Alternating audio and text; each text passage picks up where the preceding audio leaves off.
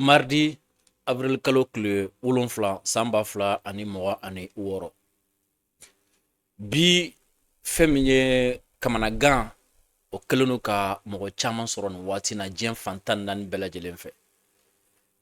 Ni kuma yɛrɛ diyara n da an bɛ se k'a fɔ ko waati jɔlen don ni waati na. Sabula ɲɛ bɛɛ lajɛlen jɔlen don Iran na, ɲɛ bɛɛ lajɛlen jɔlen don États-Unis la et surtout bɛɛ bɛ ka sanfɛla lajɛ ka dugumana lajɛ a ko bɛna kɛ cogo di.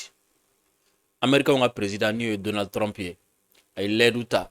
k'a fɔ ko su in na ni bɛnkan ma sɔrɔ ni Iran ma détroit de Dormuz dayɛlɛ ko a bɛ Iran jɔsi ka bɔ dugukolo sanfɛ. A ye yɔrɔ dɔ fɔ k'a b'olu attaquer. Iran fana ye jaabili kɛ. Nations Unies kumana, Qatar kumana, Européens kumana, bɛɛ kamana gannen don nin waati na. Ni Ala sɔnna ma a ko nana cogo min na an bɛna an da don ala ka a walawala aw ye kosɛbɛ. A ko bɛ niveau min fana na an bɛna an da don fana la ko walawala aw ye kosɛbɛ. Sabula an ni a tɔ cɛ a tɛ tɛmɛ heure damadɔni kan. Aw denkɛ ni aw balimakɛ don Dirisa Mementa, aw bisimila aw ka bi Biricom hakili jagabɔ kɛnɛ kan. Mali kɔnɔ kibaruya minnu bɛ cun, AES kɔnɔ kibaruyaw, farafinna kibaruyaw, diɲɛ kibaruyaw, yɔrɔ jan yɔrɔ surun, fɛn fɛn bɛ yen ko a nafa walima a kɔlɔlɔ bɛ se k'an sɔrɔ,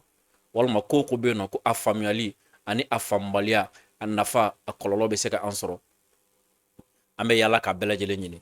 ka n'aw da tabali sanfɛ ka jɛ ka hakili jagabɔ kɛ ɲɔgɔn fɛ. Aw minnu bɛ nin waati na ko aw bɛ k'an lajɛ an ka page Facebook kan video a y'a aimé aw ka partager aw ka cœur caman bila. Aw kana ɲina k'aw abonné an ka page Facebook la. Aw abonnelen kɔ an ka page Facebook la a ye fɛrɛ kɛ k'aw ka cloche de notification a ka olu activer. Aw minnu fana bɛ yen ko aw bɛ k'an lajɛ nin waati na an ka chaîne YouTube sanfɛ a ye fɛrɛ kɛ aw ka abonné an ka chaîne YouTube la Dirisa Mementa. Aw abonnelen kɔfɛ video aimelen kɔfɛ a partageli kɔfɛ a ye fɛrɛ kɛ aw ka cloche de notification activer YouTube kan. O la n'a ye video kɛ YouTube bɛ video ci aw ma sous forme de notification a b'a sɔrɔ k'a lajɛ k'a sɔrɔ aw ma recherche jan kɛ. Boisson énergétique Promax ye boisson ye a minala ka di. O kɔfɛ fɛn min ye farifoni ani galabu ni aw ye aw taalan kɛ a ye aw na boisson ko k'o ja sɔrɔ wa farifoni a bɛ o fana sɔrɔ ni aw tugura boisson énergétique Promax kɔ. Halisa ka aw fo aw mana kɛ diɲɛ fan o fan fɛ nin waati in kɔnɔna na diɲɛ ka kalan nka waati min na ni diɲɛ ka kalan waati min na ni kuma cayalen don diɲɛ fan bɛɛ lajɛlen fɛ o waati kelen fɛn min ye an ka finitigilakaw ye u kɔni bɛ ka goni tasuma da jatigɛli walekɛbaw tɛgɛ nin waati na Mali fantan ani naani bɛɛ lajɛlen fɛ. Jɔngo a la nin waati na armée bɛ wulikajɔ la fan bɛɛ lajɛlen fɛ. Tasuma a bɛ ka bɔ sanfɛ a bɛ ka bɔ duguma ka jatigɛli walekɛbagaw ka o sɔrɔ et surtout bin kɛra jamanaden minnu kan nin waati na armée bɛ ka olu caman surunali don. Otages libérelen kɔfɛ jamanaden minnu bɛ n'u bolofɛn sonyana terroriste fɛ a bɛ ka minɛ nin waati na ka taga di u ma. Ni Ala sɔnna ma bi an bɛna ja fila yira aw la ja minnu ni a bɛɛ lajɛlen avril kalo in jaw ye minnu wulikajɔ minnu ni a kɛra an ka finitigilakaw fɛ wa wulikajɔ minnu bɛ yen ni a bɛ an ka finitigilakaw ka sanayɛlɛ ka o ko fɔ. O la Sisoko ni dɔgɔkun in kɔnɔ ani dɔgɔkun tɛmɛnen surtout fɛn min ye kibaruya caman ye olu carina mɔgɔ caman y'a interpellé messageriw fɛ mɔgɔ caman y'a interpellé sira wɛrɛw fɛ ni o ye DGCC o tɛ ya voilà ni olu ye bataki dɔ bɔ k'a fɔ ko fɛn min ye crédit ko kibaruya bref a bɛ Orange de kun kan k'a fɔ crédit ko kibaruya ni a durée ni a kibaruyaw kan. Sisoko an m'a bila an ka page kan mɔgɔ caman y'an ɲininka mun na an m'a bila page kan mun na an ma émission kɛ a kan très simple kun min na n m'a partager kun min na n m'a bila page kan kun min na n ma fɛn fɔ a kan a kun filɛ nin ye a faamuyali ka nɔgɔ kojugu parce que ne ye DGCC ka bataki ɲɛ bataki ne ma a faamu n sigilen bɛ ka Orange ka communiqué de kɔnɔ parce que Orange de ye opérateur ye crédit ko koɲɛw a bɛ olu de bolo n'a sɔrɔ ni Orange de tun ye communiqué kɛ Sisoko ko u ye dɔ bɔ nin na u ye dɔ fara nin kan walima crédit dire tan bonus dire tan ah ok Orange y'a fɔ k'u bɛna kɛ mais direction n'o ye DGCC ye olu de communiqué kɛ Orange ma communiqué kɛ jusqu'à présent DGC ye min fɔ Orange ma communiqué kɛ o kan kelen filanan ma AMRTP ka communiqué mɛn et surtout DGC ka u ye communication min kɛ ma AMRTP tɔgɔ fana mɛn a kɔnɔ alors que AMRTP de ye régulateur ye hein ma ministère de communication fana ka décision ye ma ka décision donc je me suis dit attention Sisoko an sigilen bɛ yɔrɔ min na yan jamanadenw ka danaya b'an kan kosɛbɛ u ka bonya b'an kan kosɛbɛ faut pas k'an ma fɛn min faamu an ka taa sigi k'an b'o ɲɛfɔ an kana taga kɛ sababu ye mɔgɔ kana tigɛ an dala ka na donc o la an y'an yɛrɛ minɛ ni Orange ye communiqué kɛ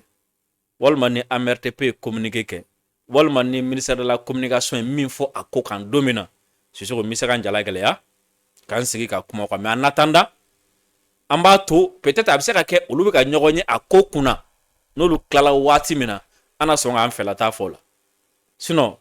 dɔwɛrɛ man ni nanbara ye nan t'a kɔ crédit ka kɛ fufu ye foyi man d'an ye k'o bɔ dɔgɔ bɔ forfait sɔngɔ la foyi man d'an ye k'o bɔ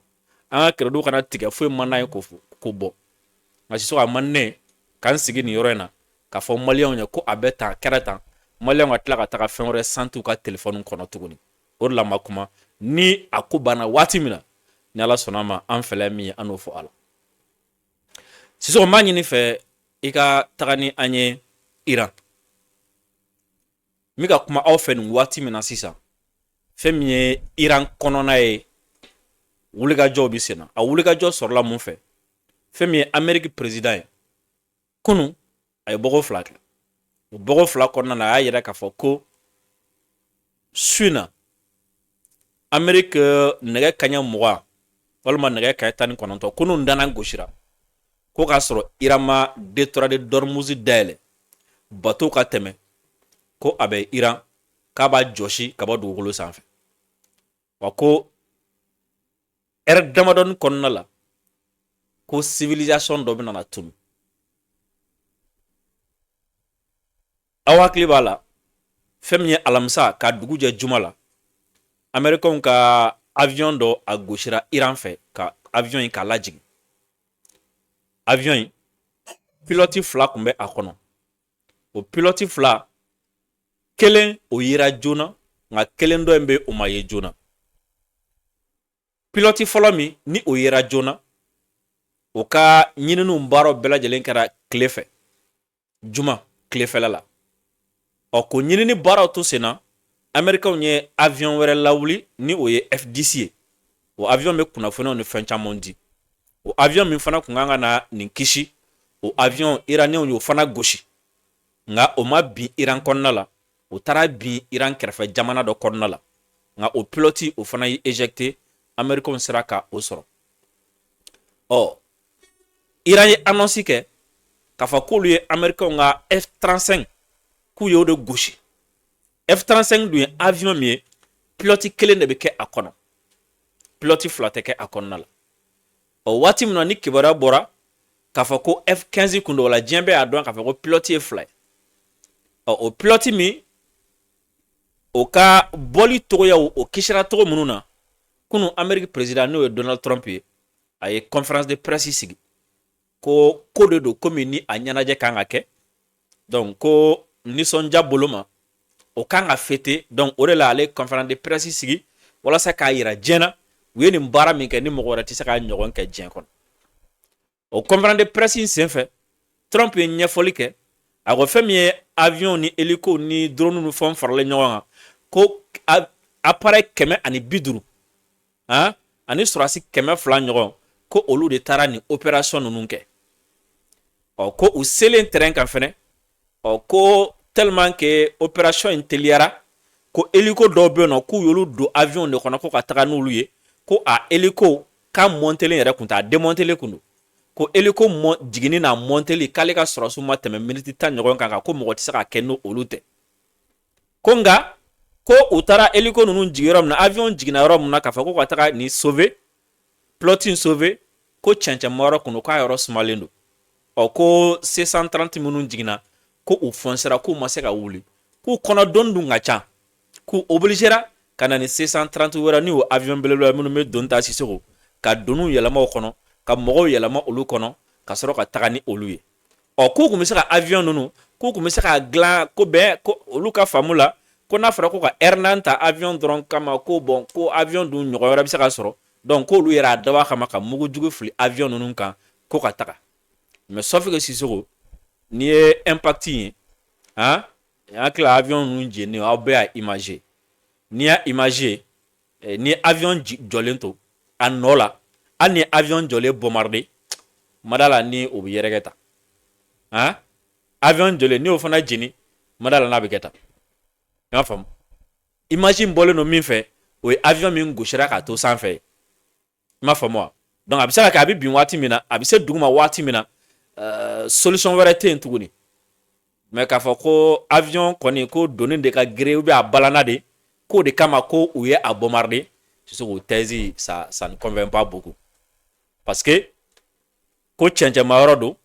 ko yɔrɔ sumalen kun don ko de la avion fila balana et pourtant k'u nana ni o avion kelen ɲɔgɔn saba wɛrɛ de ka donni kelen don o kɔnɔ ka tila ka wuli ni o ye munna olu ma balance cette fois-ci nga Trump ko fɛnɛ avion min bɛ yen nɔ ni a binna pilote kelen ko olu ye waati min na ko mɔgɔ si kun t'a kalama ko pilote wɛrɛ kun bɛ yen ko nka ko Amérique surtout ko américain dɔ o bɛ se ka k'a yɛrɛ kɛrɛfɛmɔgɔ dɔ ye ko o de y'a fɔ kunnafonidila dɔ ye k'a fɔ ko kelen wɛrɛ bɛ yen k'o ma ye donc ko n'o kɛra mɔgɔ o mɔgɔ ye k'u b'o ɲini ko k'o ye ko wa ko kunnafonidiso min fana ye bɔra ni a ye k'u b'o yɔrɔ dɔn k'u ta o koro soit a b'a tigi tɔgɔ f'u ye min ye information in divulgué fuite bɔra yɔrɔ min na ou bien o b'ale yɛrɛ datugu sauf que Sisoko Iran ko k'u ye F35 de gauche Iran t'a dɔn ko F15 don Iran ko F35 jɔn de y'a fɔ F35 ta ko F15 don olu de y'a fɔ F15 dun pilote fila de b'a kɔnɔ donc jɔn y'a fɔ sisan olu yɛrɛ de y'a di o conférence de senfɛ Trump ko ni Ala sɔnna ma ko su in na Amérique 20h o kan ka bɛn an ka 1h ou bien 2h du matin ma yan ko n'o dana gosira ko k'a sɔrɔ Iran ma détroit de Dormuz dayɛlɛ i b'a sɔrɔ o y'a sɔrɔ a ye layidu ta ka kɔrɔ ko ni bɛnkan ma sɔrɔ kunu o kun y'a ka délai ko ni bɛnkan ma sɔrɔ o ni Iran ni ɲɔgɔn cɛ Sisoko ko a bɛ Iran a kuran bɛ bɔ yɔrɔ o yɔrɔ k'u b'a bɛɛ gosi a pɔnw k'u b'a gosi bref Iran u ka ɲɛnamaya tɛ se ka taa ka yɔrɔ o yɔrɔ to ko Amérique b'a bɛɛ gosi k'a bɛɛ tiɲɛ kunu a ko bi 20h Amérique heure la 1h ou bien 2h en fan fɛ ko n'o sera k'a sɔrɔ Iran ma détroit de Dormuz dayɛlɛ k'o la sa k'a bɛ Iran jɔsi ka bɔ carte sanfɛ Sisoko Iran fana y'a jaabi ko premièrement Trump y'a fɔ kunu ko négociation bɛ sen na halisa ko Iran ye proposition min kɛ ko o tɛ olu bɔ sa o tɛ olu bɔ Iran olu fana y'a yira k'a fɔ ko si jamais Trump ye nin min fɔ n'a ye olu ka kuran bɔyɔrɔ k'olu gosi k'olu ka installation barrage k'olu gosi k'olu ka pont gosi k'u ka siraw gosi ko kuma sa ko olu tɛna dan u kun dannen don yɔrɔ min na ka kɔrɔ n'o ye Moyen-Orient kɔnɔna ye k'u bɛ a élargi olu fana bɛ a ɲɔgɔn gosi fan bɛɛ lajɛlen fɛ so kɛlen Qatar ko in ka tɛmɛ nin niveau kan ko k'a juguya ka tɛmɛ nin niveau kan k'o dama ni mɔgɔ si la ko fɛɛrɛ ka kɛ kuma ka k'a la Égypte olu fana ka affaire étrangère ni Pakistan affaire étrangère kumana bi olu fana y'a yira k'a fɔ ko tiɲɛ yɛrɛ la ko in ka juguya ka tɛmɛ nin kan ko k'o bɔ a ma fɔlɔ halisa kuma ɲɔgɔnyaw ka continuer mais Sisoko o moment kelen fɛn min ye mɔgɔ farila si cɛ Sisoko o ye nin ja ninnu ye k'a fɔ o ye nin ja ninnu ye comme Trump ye nin waati na depuis 28 février 2026 Iran kɔni bɛ bombe a bɛ ka jigin a kan cogo min na bombe bɛ ka jigin a kan ten mɔgɔw bɛ ka sa ekɔliso bɛ ka jeni bi Amérique ye ko dɔ kɛ ko min bɛ yen nɔ ni diɲɛ sariya si tɛ jɛn ni a ye o ye Iran université ba min bɛ yen n'u ka dɔnnibaga baw bɛ bɔ yen Amérique y'o université in bombardé bi u bɛ jate crime de guerre fɛ parce que droit international humanitaire tɛ jɛn ni a ye n bɛ tila ka article k'u d'i ma malgré que bombe bɛ sen na malgré que baloko ka gɛlɛn Iran malgré que fɛn bɛɛ ka gɛlɛn nin waati ne b'a dɔn a dan ye saya ye Sisoko mais jamanadenw de bɔlen filɛ nin ye ko u bɛna Amérique jaabi ko komi Trump ko a bɛn'u ka pont gosi a bɛn'u ka centrale électrique gosi a bɛn'u ka barrage gosi Sisoko ɲɛ bɛ nin ja ninnu na ɲɛ bɛ drapeau min na nin ye point de ye jamanadenw yɛrɛ iraniyɛnw yɛrɛ de bɔlen filɛ ka taga nin pont minɛ a fɔ nin ma ko chaîne humaine civil yɛrɛ de bɔra sa ka taa pont minɛ ka pont kɔlɔsi ko n'a ma ɲɛ américains ma ɲɛ k'a fɔ k'u bɛna olu bombarder u bɛ olu ni pont bɛɛ bombarder ɲɔgɔn fɛ dɔw fana taara centrale fana ta bɛ i bɛ se k'o image fana yira jama fana taara yen nɔ fɛnɛ ko n'a ma ɲɛ Amérique ko a bɛna bombardement kɛ a ka olu n'u ka centrale bombarder ɲɔgɔn fɛ ça c'est fort c'est-à-dire nin ye résilience dan ye lorsqu'un peuple est déterminé lorsqu'un peuple n'a plus peur de mourir et c'est-à-dire ni patriotisme sera a dan na quoi n'a sɔrɔ ni siran kun don sango an ka sɔrɔ iranien bɛɛ donnen de don so kɔnɔ wa sango an ka sɔrɔ iranien bɛ ka manifester de k'u ka fangaw ka taa ka bɔ yen ko kɔngɔ b'u la minɔgɔ b'u la u tɛ ka ji sɔrɔ u tɛ ka dumuni sɔrɔ bombe b'u ka jamana kan et surtout diɲɛmaa yɛrɛ Iran jamana ɲɛmɔgɔw yira cogo min na k'a fɔ k'u ka jamanadenw t'u fɛ ko dictateurs de don ko démocratie t'u fɛ wa k'u bɛ k'u ka jamanadenw faga n'a sɔrɔ ni o tɔgɔya kun don sango an ka sɔrɔ mɔgɔw bɛ ka manifester Iran de fanga ka dumuni d'u ma fanga ka courant d'u ma fanga ka ji d'u ma mais u filɛ nin ka bɔ u b'a dɔn k'a fɔ ko a bɛ se ka kɛ su na y'u ka su laban ye u b'a dɔn k'a fɔ ko nin heure bɛ se ka kɛ u ka heure laban ye mais civils bɔlankolon de bɔlen filɛ nin u ma bɔ ka taa dɔwɛrɛ kɛ dɛ ka jamana drapeau ta ka taa pont sanfɛ ko n'a ma ɲɛ bonni bɛ kɛ bonni ka kɛ ka olu yɛrɛ to yan parce que ka nin civil ninnu to yen américains tɛna se ka pont bombarder ka nin civil ninnu to yen américains tɛna se ka centrale bombarder donc civil yɛrɛ y'a faamu k'olu fana ye sɔrɔdasiw ye en quelque sorte olu fana bɔlen de filɛ nin ye i n'a fɔ an ka hymne national b'a fɔ cogo min na ko si l'ennemi découvre son front au-dedans ou au dehors debout sur le rempart nin ye iraniyɛnw de wulile k'u jɔ rempart de kan sisan u ka jamana a infrastructure ni Trump ni ɲɔgɔn cɛ mais Sisoko on va consulter l'histoire quand on consulte l'histoire ni ye an ka histoire ni moderne yɛrɛ ta ka na kabi arme atomique kow daminɛna jamana kelen min ye a utiliser o ye Amérique wa Amérique u ye a utiliser don min na utukalo tile 6 san 1945 Hiroshima ka tila k'a utiliser Nagasaki utukalo tile 9 san 1945 o fana sɔrɔla ni ɲɔgɔn dɔ de senfɛ u ka président min kun bɛ yen ale fana kun kamana gannen don Sisoko a t'a dɔn a bɛna bɔ deuxième guerre mondiale kɔnɔ cogo min na parce que a kun dɛsɛlen don ka se japonɛw la a kun dɛsɛlen don ka se japonɛw la u y'u da tulu la k'u da jaba la ka diɲɛ fɛn bɛɛ kɛ u ma se ka se japonɛw la parce que japonɛw ko u jɛra u ni kɔ u jɛra fɛn bɛɛ kɔ Sisoko u koronnen dabali bannen dɛsɛlen de ala minɛ ka taa bombe atomique utiliser japonɛw contre la a kɛra sababu ye Nagasaki o kɔni jɔsira ka bɔ dugumakolo sanfɛ yalima Trump bɛ na Hiroshima ni Nagasaki ɲɔgɔn de kɛ Iran wa Trump bɛ na Hiroshima ni Nagasaki ɲɔgɔn de kɛ Iran wa devant le monde entier ɲininkali bɛ yen de Sisoko parce que a kɔni y'a fɔ ko a bɛ n'a kɛ k'a fɔ a y'a fɔ k'a bɛ n'a kɛ alors que n'i ye droit international humanitaire ta o ti jɛn ni a ye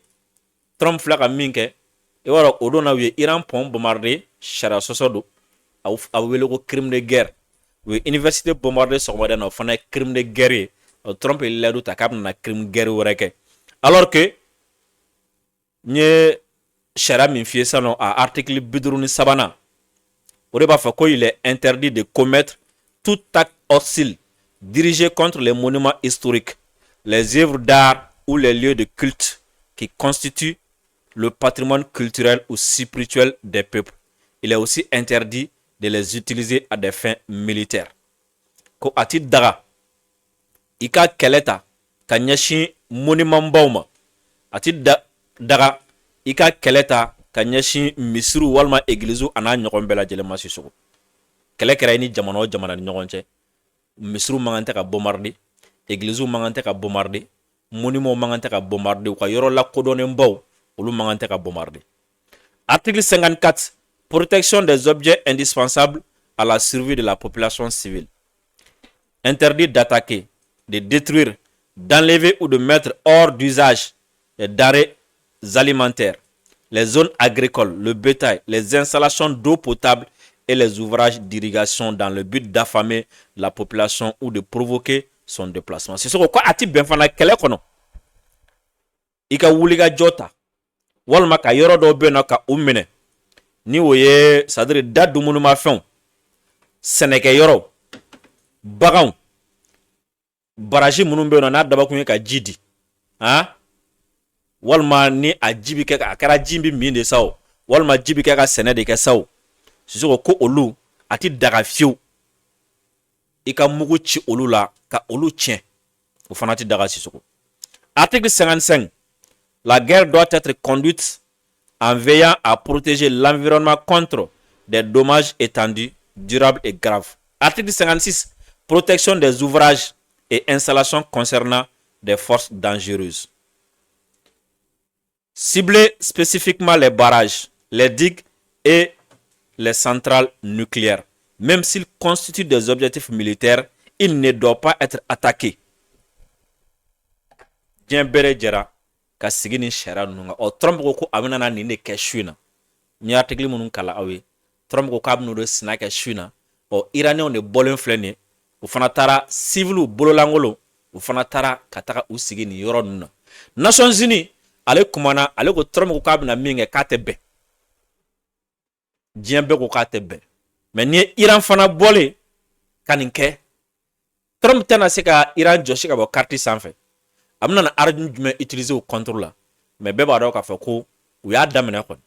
parce que u ye centrale dɔ gosi u ye pont gosi u ye université gosi donc a tɔ tora jumɛn ala k'an ta k'a la hɛrɛ ye sisan o la sisan n bɛna ja fila yira aw la bi nin ja fila min ni an ka finitigilakaw ye a wulikajɔ kɛ nin kalo in kɔnɔna la ja ninnu a lajɛli a bɛ farifoni ani galabu a b'a di mɔgɔ ma sabula ja ninnu bɛ mɔgɔ walawala ja ninnu bɛ a yira k'a fɔ ko waati min na ni mɔgɔ concentré no ko wɛrɛw kan waati min na ni diɲɛ yɛrɛ concentré no ko wɛrɛ kan o waati kelen fɛnɛ an ka armée fana bɛ ka i fanga di terrain kan walasa ka jugu tɔ fɛgɛya ka taga fɛ sisan i b'a santi nin de la k'a fɔ ko crise min kun bɛ anw kan kɛlɛ min bɛ an kan gɛlɛya min bɛ anw kan i b'a santi nin na sisan k'a fɔ ko ja ko bolo wɛrɛ b'a kɔrɔ parce que waati o waati ni terroriste n'u ka sponsor kamana gana terrain wɛrɛ kan n'u ka sponsor occupera terrain wɛrɛ kan n'u ka sponsor n'u dɛsɛra terrain wɛrɛ kan o waati dɛmɛ min bɛ ta k'u sɛgɛrɛ anw fɛ i b'a ye o dɛmɛ bɛ dɔgɔya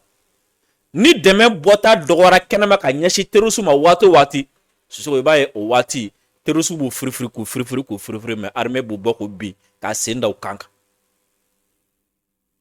sisan nin waati na i b'an bila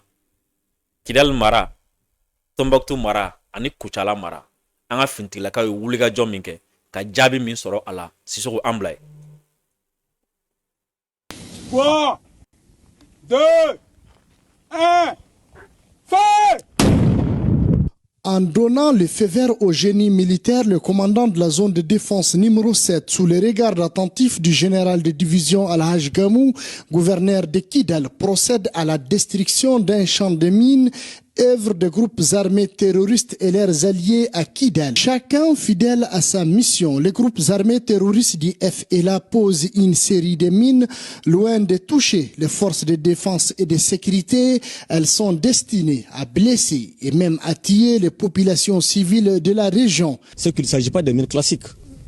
Les jours précédents, nous avons beaucoup eu affaire à des mines classiques, des mines conventionnelles, fabriquées par des États. Et nous avons compris que les terroristes continuent à employer des méthodes beaucoup plus complexes. Ce qui fait que cette fois-ci, ils ont fait une combinaison de mines classiques, des mines conventionnelles et d'engins explosifs improvisés sous des bidons où on a de l'engrais et de la ferraille comme projectile. Et ce qui devient très très dangereux pour cette population-là. La particularité également, c'est que vous avez vu tout de suite la détonation. Ces mines ont été placées à 300 mètres de ce village que vous voyez, le village de Konimba, à 300 mètres. On ne peut pas dire qu'on a placé ça pour des forces de défense et de sécurité. Les forces de défense et de sécurité ne vivent pas là. Donc leur objectif, c'est bien et belle cette population. Je profite de l'occasion pour féliciter la population, mais aussi nos différents partenaires. Je parle du CCA, qui font un travail remarquable auprès des forces de défense et de sécurité pour ces résultats que nous avons aujourd'hui. C'est un festival de mines artisanales, c'est du jamais vu. Cette stratégie pour les experts traduit un cru de détresse des groupes armés terroristes incapables de tenir tête aux femmes. Les commandants de zone, les forces de défense et de sécurité et les CCA ensemble, ils ont fait un travail très important. Ils ont couvert beaucoup de mines qui ont quand même été détruites par notre génie, que je félicite. Donc je peux que féliciter les forces armées et de sécurité et les CCA qui sont ensemble et la population aussi qui a contribué à tout ça. Donc je pense que vous voyez ce village Koniba, il est vide de ses habitants. Parce que ces habitants, ils ont été carrément chassés de leur village. C'est pour planter ces mâles-là aux autres populations. Les combattants de l'obscurantisme jouent leur dernière carte avant leur repos éternel, comme promis par le général de corps d'armée Sadio Kamara, ministre d'État, ministre de la Défense et des anciens combattants. L'homme retrouve enfin sa clé d'une valeur de 25 millions de francs CFA. Cependant, cette issue heureuse n'aurait pas été possible sans l'intervention providentielle des forces armées maliennes. Cette clé est celle d'un camion remorque chargé de matériel BTP qui avait été enlevé par des groupes armés terroristes, que dis-je, des brigands voleurs, entre Yangasso et Bla le 6 janvier dernier. Les bandits ont convoyé le camion jusqu'à Sébé-Sanso dans la commune de Djaramana, région de Koutchala. Le 2 mars dernier, une patrouille du GTA Bameba a mis la main sur le camion. Le dit camion avait été saboté par ces voleurs pour garder la mainmise sur le contenu qu'ils avaient commencé à vendre. Par exemple, le sac de ciment était liquidé à 1500 ou 2000 francs CFA selon l'état du sac. Mais les mécaniciens du GTA Bameba ont pu réparer le camion pour le ramener au camp du 23e régiment d'infanterie motorisée de 100. Le propriétaire manque de mots. ala barika dani kɔfɛ m'an ka sɔrɔsiw fo c'est mɔbili minɛna a minɛni mɛnna miliyɔn 25 valeur b'a kɔnɔ nka u nana minɛ sa tiɲɛni min kɔni kɛra kɔnɔ an bɛ se ka taa la ma mɔbili ɲuman kɔni sera an ma yan ayiwa u y'an wele ka na a d'an ma o tuma an bɛ ala barika da ka sɔrɔsiw barika da u y'u seko k'an ye u ye jamana an ye sɔrɔsiw fɛ ko dɔn. Bi an yɛrɛ kɔntannen don an bɛ ala fo k'ala barika da armée malienne sera ka baara min kɛ nin camion ka ko la. Nin camion minana janvier kalo le 6 entre Bla et Yangasso. Donc camion y'a mina o bɔra n'a ye sirada la ka taa fo Jaramana. Mois da Jaramana fana o taara fo tu kɔnɔna na Sebe Sanso. Donc armée malienne a décidé que an ka taga Jaramana. An y'an to de fɛ kabi février mais mars de ala y'an kunna diya an y'a patrouille dɔ kɛ le 2 mars an y'a nin camion sɔrɔ o bolo an y'o gɛn an y'a camion récupéré. Donc kunu 2 avril aussi an y'a camion in an y'a dɛmɛ parce que n'an y'a to a tigi tɛ se ka taa nɔfɛ kungo kɔnɔna in na an nana n'a ye ka na san an selen san an ko an kelen tɛ se ka nin baara kɛ an y'a wele kɛ gendarmerie ma an y'a f'u ye sufɛ dɔrɔn dugu jɛra u solila ka na an dɛmɛ nin baara la k'a dɔn mun de bɛ camion in kɔnɔ mun de perdira la pour que population ka dɔn k'a fɔ an bɛɛ bɛ baara la ɲɔgɔn fɛ de armée malienne corps kelen tɛ mɔgɔ kelen tɛ jama baara de don i bɛ dɔ ye o bɛ baara dɔ la i bɛ dɔ ye o tɛ baara dɔ la donc bɛɛ de bɛ baara kɛ ɲɔgɔn fɛ pour que ka se nin résultat suguya ma halisa an bɛ population wele u ka dan na. Cette remise est intervenue après l'inventaire du contenu du camion par des éléments de la brigade de la gendarmerie de San. Un travail d'équipe et de collaboration pour mieux diligenter l'enquête.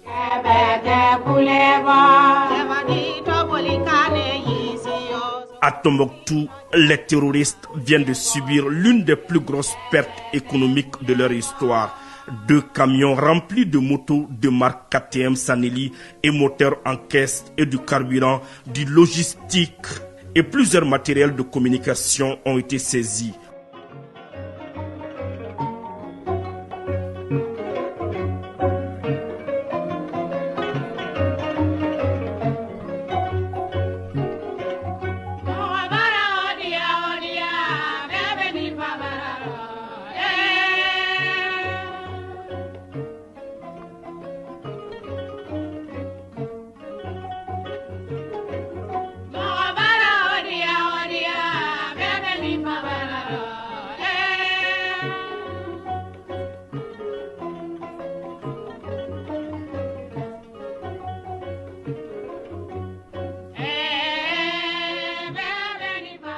Des boutiques piégées par les terroristes ont été détruites avec professionnalisme par nos forces présentes sur les lieux.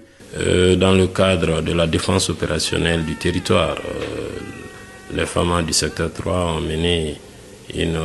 opération de sécurisation des personnes et de leurs biens allant de l'Erneb jusqu'à Bindagogo. Au cours de cette opération, nous avons pu intercepter de la logistique des terroristes, de la logistique destinée à ces mouvements-là et faisant un mouvement d'ouest en est. Et aussi, l'ennemi, comme à l'accoutumée, a procédé à sa stratégie d'évitement.